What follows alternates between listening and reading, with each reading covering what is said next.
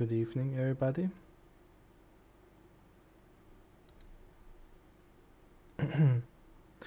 Good evening, everybody. I hope you will enjoy my bedtime story. It is a bedtime story made up for Halloween. It's a little bit too late, yeah, but I hope you still can enjoy it. Please grab some pillows, make yourself comfy, and listen to my voice while I'm reading out you the story. The story is about four trick-or-treating kids visiting an old house at the end of the street and return with a basket of apples.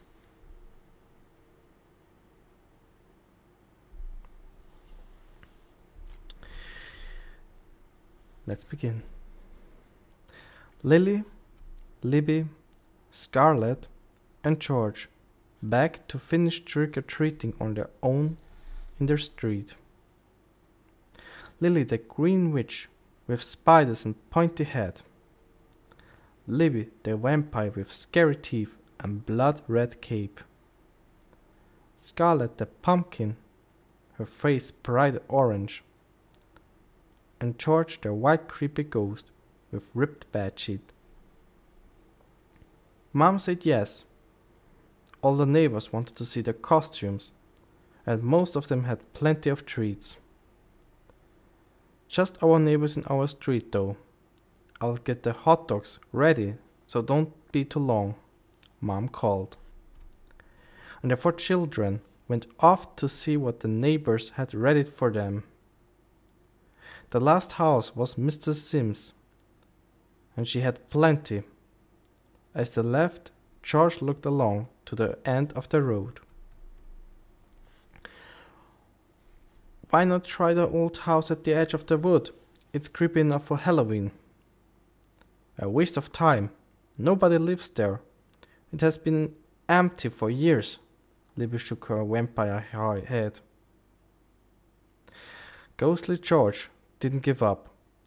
But tonight I can see a light in the front window. Maybe somebody moved in. The four children all looked down the road to the big dark old house just outside the little wood at the end of the road. Lily squinted. Yes, there is a light in the window, she laughed. Okay, George, we'll give the new people a little Halloween welcome to our street. Why did they feel a bit nervous as they opened the old iron gate? The gate creaked, and they almost turned back. Sure enough, there was a light, a candle in a dirty jam jar, in the dusty old downstairs window. Just moved in? Maybe the electricity isn't on yet. Scarlett sounded braver than she felt. The four trick-or-treaters stood close together at the front door. There was no bell, just a rust old knocker covered in spider webs. Lily knocked. The sound was hollow and scary. A face appeared at the window, a thin old lady with straggly white hair.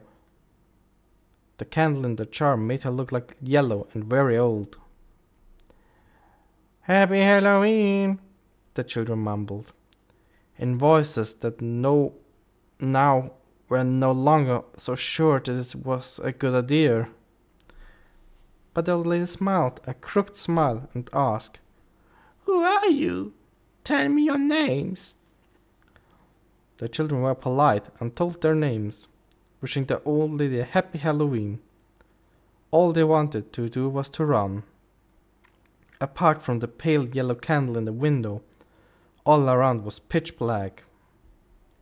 The trees in the garden looked twisted and strange, and the house even older and more broke down than it seemed from the street.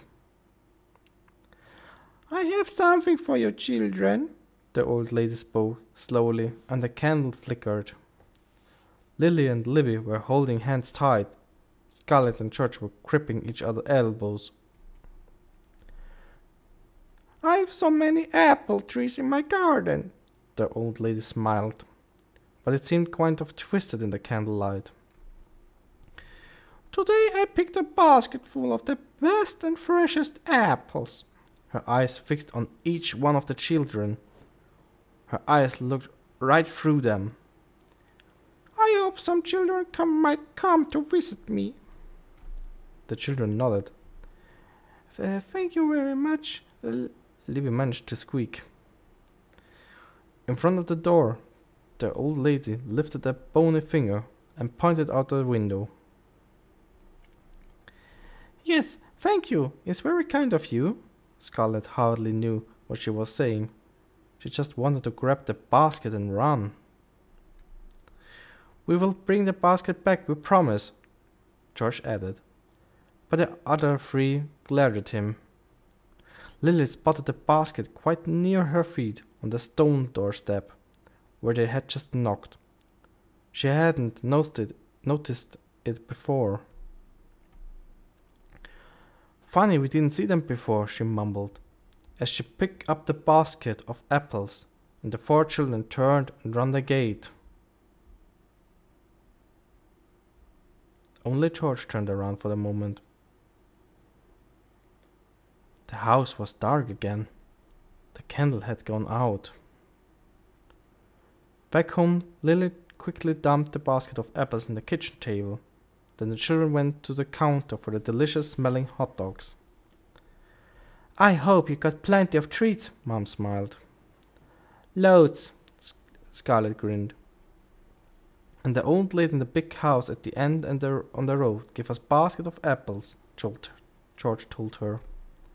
But nobody lives in that old house. It has been empty for years. Mom shook her head, and they went out onto the patio to taste marshmallows on a small fire and share out the candy. The next morning, Mom called the children for breakfast. What on earth are you thinking, leaving the basket of apples on the table? Why? Lily looked hard at the basket. Those apples are rotten. Mom pointed at the basket. Full of worms, and they look pretty rotten. The basket crumbles as soon as you even touch it. It's so old. But it wasn't like that last night, George frowned. The apples looked fresh, red and green. George stared at the basket. The apples were brown, rotting, moldy, with worms and maggots crawling all over, flies buzzing. They stink, Libby held her nose. In the bin. Mom scooped up the basket and threw it away. How did it happen? Scarlet wondered. Last night they seemed okay. George couldn't let it go. I have to find out. You can come if you like. He walked to the end of the road. The others followed behind him. The big sign said, Keep out, dangerous building. A man with a yellow hard hat leaned off over the fence. That sign has been there for weeks. Those walls are dangerous, the stones are unsafe. And what about the old lady who lives here? George asked. Nobody lives here, old little boy. The man picked up his electric saw and switched it on with a buzz.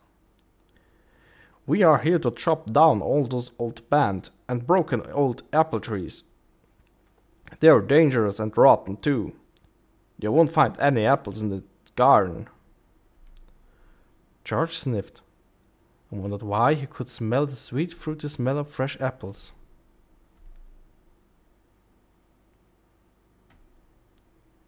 So, a little bit of scary. What did the children just expect to happen?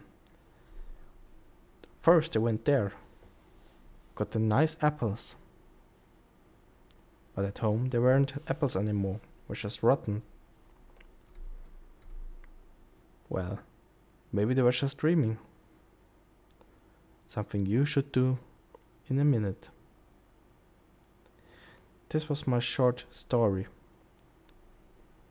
I hope you enjoyed it.